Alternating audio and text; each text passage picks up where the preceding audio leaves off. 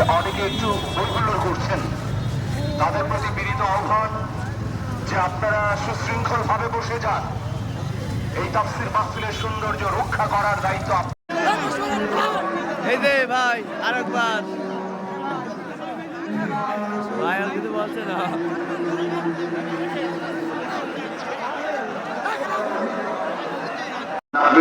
শিক্ষক করেন। এই শিক্ষক তার নাম আহমদ হুসাইন থেকে পরিবর্তন করে আহমদুল্লাহ রাখেন। 1985 সালের বন্যায় হাতিয়া অঞ্চল ক্ষতিগ্রস্ত হলে আহমদুল্লাহ নোয়াখালী ত্যাগ করে চট্টগ্রামের দারুল উলুম হাটহাজারী মাদ্রাসায় ভর্তি হন। এই মাদ্রাসায় তিনি মুফতি শহীদুল্লাহ শাগরেদ ও খাদেম শেষ। এছাড়াও এই মাদ্রাসায় জাকারিয়া আব্দুল্লাহ ও আনাস মাদানী হাটহাজারী পড়ার পর তিনি যশোরের তলাচারা কওমি মাদ্রাসায় ভর্তি হন এবং এই মাদ্রাসার অধীনে বেফাক বোর্ডের সানবিয়ার পরীক্ষায় 10ম স্ট্যান্ড, মিশকাত ক্লাসের 3য় স্ট্যান্ড এবং দাওরায়া ক্লাসে 2য় স্ট্যান্ড করেন। সর্বশেষ খুলনা দারুল উলুম কওমি মাদ্রাসা থেকে ইসলাম সম্পূর্ণ করেন। শাহ আহমদুল্লাহ শিক্ষা জীবন শেষ করার পর 2003 সালে দারুল রাশাদ বীরপুর কওমি মাদ্রাসায় শিক্ষক হিসেবে যোগদান করেন। পাশাপাশি নিকটস্থ মিরপুরের বাইতুল ফালাহ জামে মসজিদে ইমামতি ও খতিবের দায়িত্ব পালন করেন। 2009 সালে ঢাকা ত্যাগ করে সৌদি আরবে গমন করেন এবং ধর্ম মন্ত্রণালয়ের আওতায় পশ্চিম দাম্মাম ইসলামী দাওয়া কেন্দ্রের অনুবাদক এবং ধর্ম প্রচারক হিসেবে যোগদান করেন। তবে সেখানে 10 বছর কাজ করার পরে প্রখ্যাত ইসলামিক স্কলার খন্দকার আব্দুল্লাহ জাহাঙ্গীরের পরামর্শে বাংলাদেশে ফিরে আসেন। দেশে এসে তিনি আসুন্নাহ ফাউন্ডেশন নামে সমাজসেবী সংস্থা প্রতিষ্ঠা করেন। তিনি আসুন্নাহ ফাউন্ডেশনের মাধ্যমে সমাজের সর্বস্তরে সেবামূলক কর্মকাণ্ড ছড়িয়ে দিচ্ছেন। শাহ আহমদুল্লাহর জন্য আমাদের নিরন্তর দোয়া এবং ভালোবাসা থাকলো। আমাদের প্রভু এক নবীর উম্মত, জীবনে বিধানে ওই শিবানী কোরা। আমাদের প্রভু এক নবীর উম্মত, জীবনে বিধানে ওই শিবানী কোরা।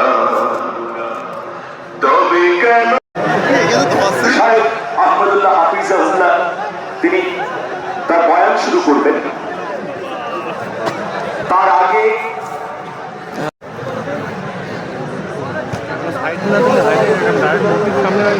সুপ্রিয় হাজিরিন, লিল্লাহে তাকবীর, লিল্লাহে তাকবীর, লিল্লাহে তাকবীর। এবার সেই কাঙ্ক্ষিত মুহূর্ত, পবিত্র কালামে হাকিম থেকে তাফসীর পেশ করবেন। এখন পবিত্র কালামে হাকিম থেকে তাফসীর পেশ করছেন। এদিকে বিশৃঙ্খল পরিস্থিতি কেন ঘটছেন? এদিকে কি হয়েছে? আপনারা কি মাহফিল সুন্দরভাবে চলতে চান না? এটা তো এক ধরনের ধৃষ্টতা ভাই। এখানে আপনারা পানির বোতল ছুঁড়ে মারছেন। ইসলামী মাহফিলে এসেছেন, শৃঙ্খলা রক্ষা করতে হবে, শান্তি বজায় রাখতে হবে, অপর ভাইকে সহযোগিতা করতে হবে। এই ধৃষ্টতাপূর্ণ কাজ কে করেছেন? স্বেচ্ছাসেবকরা। এখনই যান এবং এটা নিয়ন্ত্রণ করুন। সুপ্রিয় হাজিরিন, এখন পবিত্র কোরআন থেকে তাফসীর করবেন।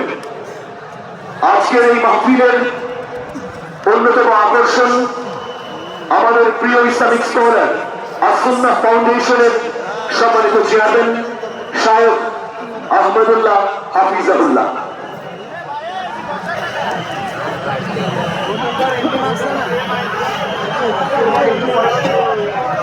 আসসালামু আলাইকুম ওয়া রাহমাতুল্লাহি ওয়া বারাকাতুহু। আপনারা সবাই ভালো আছেন? আলহামদুলিল্লাহ, আলহামদুলিল্লাহ। আল্লাহ রাব্বুল আলামিন আমাদের সবাইকে মৃত্যু পর্যন্ত ভালো থেকে নেক আমল করে আজকের এই মাহফিল থেকে উপকারী কথাগুলো শুনে আমলে নিয়ত করে যাওয়ার তৌফিক দান করুন। আমিন। আলহামদুলিল্লাহ, আলহামদুলিল্লাহ নাহমাদুহু ওয়া নাস্তাঈনুহু ওয়া নাস্তাগফিরুহু ওয়া নু'মিনু বিহি ওয়া নাতাওয়াক্কালু আলাইহি ওয়া নাউযু বিল্লাহি মিন শুরুরি আনফুসিনা ওয়া মিন সাইয়্যাতি আ'মালিনা من يهده الله فلا مضل له ومن يضلله فلا هادي له وأشهد أن لا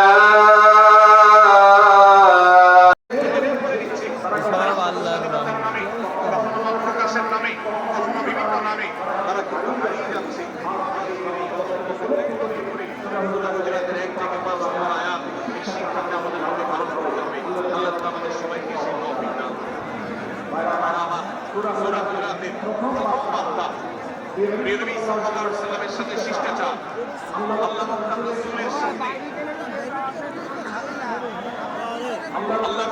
তুমি তো লেট করে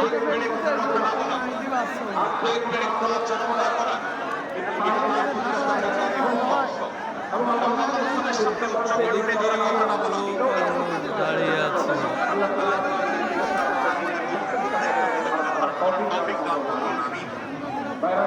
এই তোমাদের বলো পুলিশে ধরে নিয়ে যাবে। সেই শিক্ষাটা বর্ণিত হয়েছে এই সূরার 6 থেকে 8 নম্বর আয়াত। 6 থেকে 8 নম্বর আয়াতের মধ্যে আল্লাহ রাব্বুল আলামিন আমাদেরকে দ্বিতীয় শিক্ষা দিয়েছে ঈমানদার কোনো কথা বলার আগে সেই কথা সত্য কিনা বাস্তব কিনা সেই যাচাই বাছাই না করে বলবেন। ঈমানদার কখনো ভাবে না দিবে না। ঈমানদার কখনো দাম বাড়ে বহুত লোক, একজন চলে গেল। এই শিক্ষাটাও আজকের বাস্তবতার আলোকে আমাদের সমাজের জন্য গুরুত্বপূর্ণ এবং প্রয়োজন।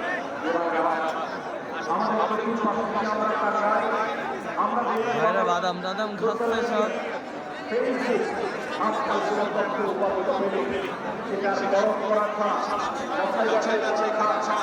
শুধু অসত্য নিরূপণ করা ছাড়া আমরা অনেকে সেটার প্রচার প্রচারণায় নেমে যাই। আমরা অনেকে সেটার শেয়ার দেওয়া শুরু করে দিই। আমরা অনেকে এটার উপরে ভিত্তি করে অনেককে নিন্দা মন্দ করা শুরু করে দিই।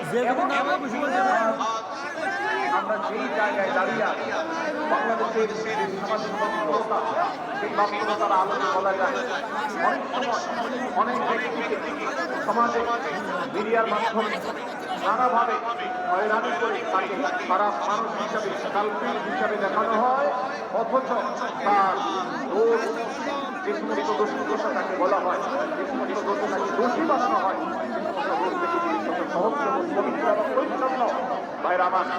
আজকের এই বাস্তবতা আমাদের লক্ষ্য রাখতে হবে যে আমরা মূল্যে যেই কোনো ভাবে যেন কোনো প্রকার গুজবে কাজ না দেয়। আল্লাহ তুমি দাও, তোমার নলে নলে যখন চাপ পড়ে যাবে তখন এমনি দৌড়াতে হবে এমনিতে। হ্যাঁ, আগে তো একটা উঠছিল বলে আগে গিয়ে বসেছিলাম, আমরা তো লেটে তো আসিনি। এখন অনেক পাখির আওয়াজ শোনা যাচ্ছে, পাখির আওয়াজগুলো বন্ধ করুন। আইছি সেই 2টার সময়। মাশাআল্লাহ, এখন বন্ধ হয়ে গেছে। আমরা মেহেরবানি করে খাও দেন না, বাম পাশে থেকে একটু আওয়াজ পাচ্ছি, একটু নীরব নিস্তব্ধ হওয়ার জন্য অনুরোধ করছি। একটু নীরব নিস্তব্ধ না হলে কথা বলা যাবে না। অনুগ্রহ করি আমরা একটু সহযোগিতা করি এবং সবাই নীরব থাকি। শব্দ সন্ত্রাস এটা এদেশের কমন কালচার হয়ে গেছে। রাস্তা যাবে, প্রয়োজনে অপ্রয়োজনে গাড়ির হর্ন বাজাবে, যে কোনো প্রোগ্রামে যাবে প্রয়োজনে অপ্রয়োজনে বাঁশি বাজানো হবে। কদিন আগে 31st নাইট গেছে, আপনারা দেখেছেন। এত প্রচারণা, এত সদস্যকরণের পরেও, আইন শৃঙ্খলা রক্ষাকারী বাহিনী এত সদস্য থাকার পরেও আপনারা দেখেছেন এক শ্রেণী ধরুন দেখ কতগুলো উঠছে, ও ওপরে একটা উঠছে, ও একটা যাচ্ছে, এই একটা উঠছে, মাঠে ড্রোন হয়ে গেছে। হ্যাঁ, 8টা-10টা উঠছে ভাই, মেলা উঠছে। আর আনন্দ হোক, যে কোনো নামে যদি শব্দ সন্ত্রাস সৃষ্টি করে, অতিরিক্ত শব্দ দূষণ করে, শব্দ সৃষ্টি করে মানুষকে অতিষ্ঠ করার কারণ হয়, সেটা কোনো সভ্য সমাজের দৃশ্য হতে পারে না। আমরা সেই ইসলামের অনুসারী যে ইসলামে আমাদের প্রিয় নবী সাল্লাল্লাহু আলাইহি ওয়াসাল্লাম মসজিদে নববীতে তার একান্ত পরিবেশে